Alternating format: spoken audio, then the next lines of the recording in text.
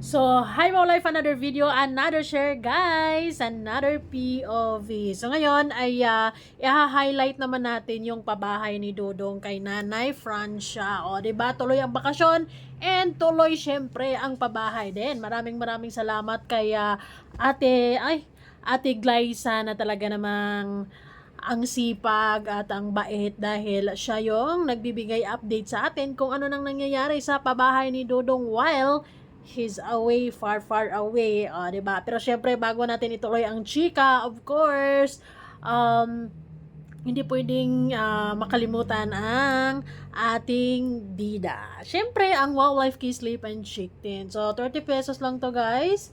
And ang ganda-ganda na niya, syempre, long-lasting and high pigmented. And hello to my,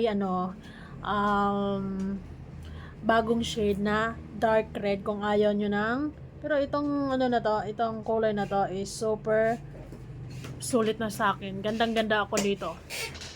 Ayan. And that's it. Ay, dumaan ang artista. So, ayan guys. Ayan, papakita ko na sa inyo yung video na sinasabi ko sa inyo kung ano na nga ba ang update ng pabahay ni Dodong para kay Nanay Francia. Yes guys, of course, maraming salamat. Unang-una, syempre kay Ate Glyza na siyang nagbigay ng update sa atin kung ano na nga ba ang update sa pabahay ni Dodong para kay Nanay Francia. So, this is it. Talagang habang nasa bakasyon ang dalawa, syempre is hindi pinabayaan ni Dodong ang kanyang pabahay dito sa Daet. 'Di ba? Tuloy ang bakasyon, tuloy ang saya, tuloy ang pabahay niya. So, ito yung nakakabilib din, syempre kay Dodong, kasi talagang yung pabahay niya is talagang tutok siya. Kumbaga talagang, syempre, kahit na nasa malayo siya, kahit na nag-i-enjoy siya, ganun, pero tuloy ang pabahay. Maraming salamat sa suporta at pagmamahal din, syempre, at sa ginawa ni Ate Glyza. So, ito yun guys. Saviors!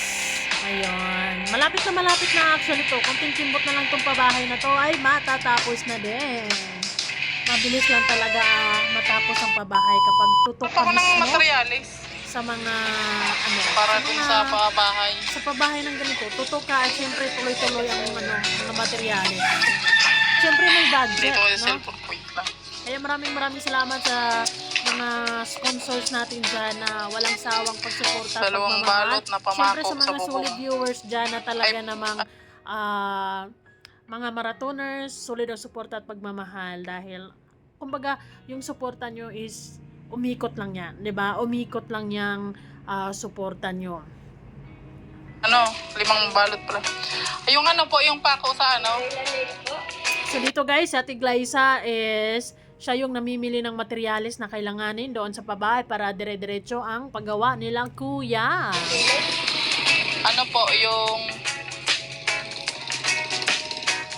Yung sa bubong po baga tapos yung kinakabitan ng bakal. Actually, wala din akong alam or clue kung ano yung mga materyales na na alam mo yon na bibili ni Ate Glyza. Pero, ayun, bumibili nga siya ng materialis para sa pabahay. Yon yung na yan. That's what matter, di ba, na may mga materialis. Kasi, ayun yung pinakakailangan kapag gagawa ng bahay. Kailangan may budget, may mga materialis. At, palakpakan natin si Ate Glyza dahil ang sipag niya para maggawa or para mag-update para sa pabahay ni Dodong. Ribbit ba ganyan?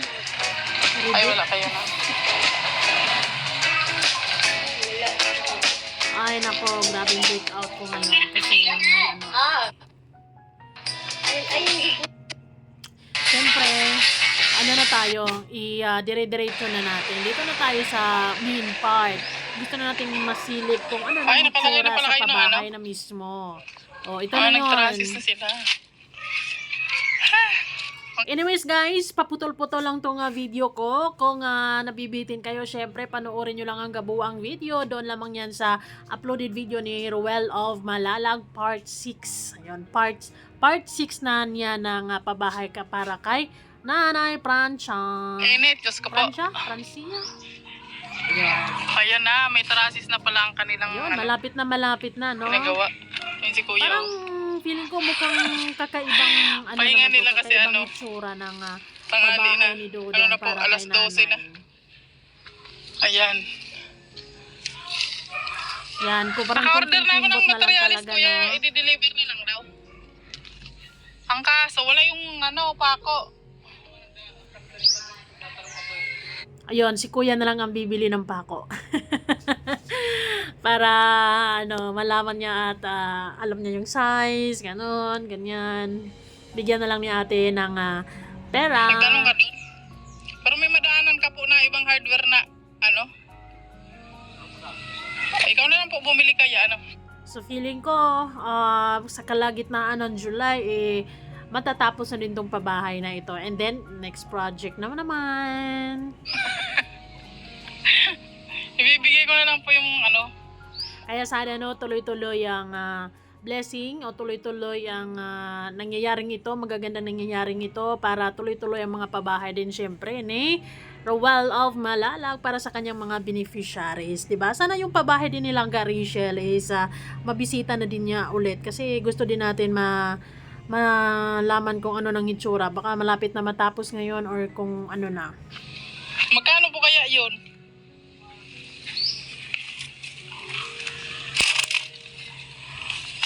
Kasi wala daw doon Pero ko na yung buhangin at okay na. Malapit na talaga yan. So ito na po, may trasis na po yung kanyang bahay. Sabi ni Kuya, bukas daw po may bubong na yan. So si Kuya na lang daw. Siguro at this moment is meron ng bubong or meron ng ano na yan. Maganda na yung tingnan. Or may finishing na ganon. Finishing.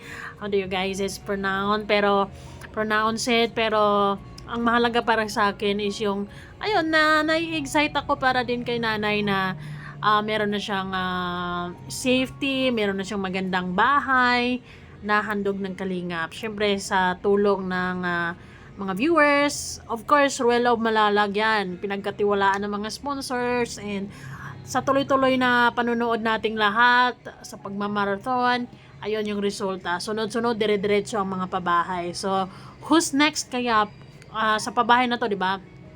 Sino ang susunod ng pababahayan ni Dodong? Ako ang bibili ng pako kasi wala po tayong na-order na pako. Ayan, may trasis siya. Malapit na talaga yan, no? Ang bilis ng mga pangyayari. Yung tipong ilang linggo lang siya doon, 2 linggo, 3 linggo.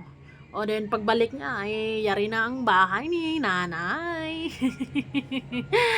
Matatapos na rin, and then proceed to the next project. Nakakabilib, di ba? Nakakabilib talaga naman. Kaya maraming salamat, Lord, syempre sa programang lingap sa mahihirap, and syempre kay Ruel of Malalag dahil itong tao na to is may special, kumbaga special talaga, may lugar, ano bang tawag nito, yung special talaga sa kanya or bukasyon na talaga sa kanya ang pagtulong, lalong-lalo na sa mga matatanda, 'di ba?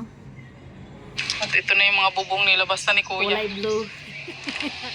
And of course, the favorite color, blah blah blah. Ay grabe, blue ang kanyang bubong. May pintura na agad. After daw po magbubong, magano na sila, finishing na sila ng bahay.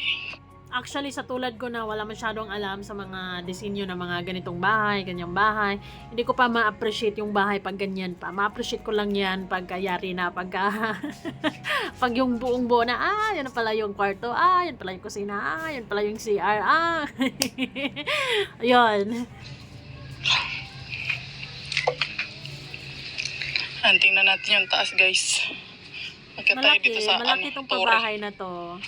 2 kwarto ata to, no? O Although hindi pa masyadong pinapasilip ni Ate Glyza kung anong meron. Pero si Dodong na yung gagawa niya. Para Ayan na yung ma-explain kanyang niya ano, kung taas. ano to, ganyan. Oo. Nabuhusan nila yung dito sa gilid. Ay, ang galing ha. May anuhan na siya, oh. Ano yan? Parang lagayan ng alulod, kuya. So, yun guys, kitang-kita, 'di ba? Kahit malayo si Ruel, is tuloy ang pabahay. Maraming salamat syempre kay Ate Glyza. Thank you so much, Lord, sa tuloy-tuloy na blessings at ayun. Excited na naman ako para kay nanay na ayun, magkakaroon siya ng magandang bahay, safety na siya every night, wala nang kumbaga maluwag na sa pakiramdam, 'di ba?